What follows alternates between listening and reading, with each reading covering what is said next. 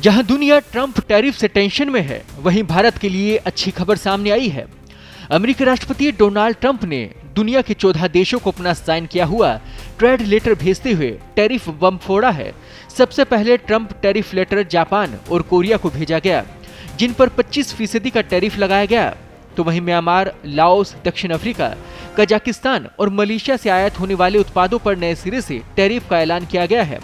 हालांकि इस बीच भारत पर किसी तरह के टैरिफ का ऐलान अब तक नहीं किया गया है, बल्कि ट्रंप ने इंडिया यूएस ट्रेड डील को लेकर कहा है कि हम भारत के साथ सौदा करने के बेहद करीब हैं।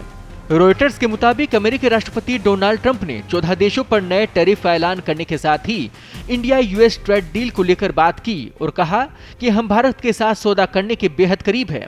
हमने ब्रिटेन और चीन के साथ सौदा किया है।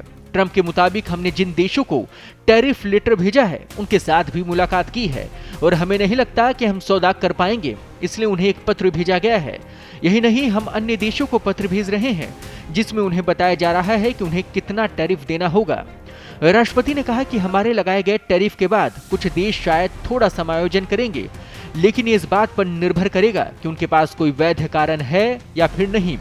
जापान ने बीते सप्ताह एयरफोर्स 1 में पत्रकारों को संबोधित करते हुए कहा था कि उन्होंने दर्जन भर देशों के लिए टैरिफ लेटर पर साइन कर दिए हैं। अब इस सप्ताह में शामिल 14 देशों पर ट्रंप टैरिफ बॉम्ब फूट गया है और नया टैरिफ 1 अगस्त 2025 से लागू होने वाला है। गौरतलब है कि टैरिफ पर 90 दिन की छूट की डेडलाइन 9 जुलाई को खत्म होने वाली थी, लेकिन इसे अगस्त की पहली तारीख तक बढ़ाया गया है।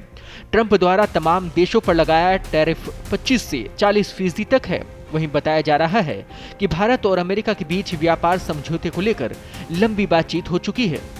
इसके पीछे के कारणों को देखें तो अमेरिका भारत पर उसके एग्रीकल्चर और डेयरी प्रोडक्ट्स के इंपोर्ट पर टैरिफ कटौती करके भारतीय बाजार को उसके सामानों के लिए खोलने की डिमांड कर रहा है और इसके साथ ही ऑटो समेत अन्य सेक्टरों में भी उनके टैरिफ कम करने की मांग की जा रही है। तो वहीं दूसरी ओर भारत सरकार की ओर से साफ कर दिया गया है कि वो एग्रीकल्चर और डेयरी सेक्टर पर किसी भी समझौते के पक्ष में नहीं है।